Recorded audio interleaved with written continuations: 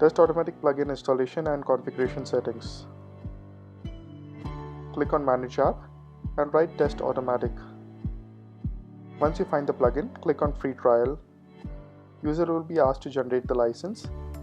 Enter the details on this given page and generate the license. Apply the license. User will be navigated back to Manage Apps and the plugin will be downloaded and installed successfully.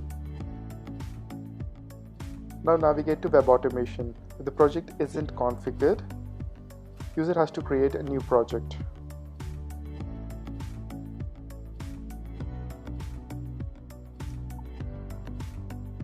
In a scenario, if the Java or the database setting is missing, user has to go to TA configuration and follow the instruction on this given page.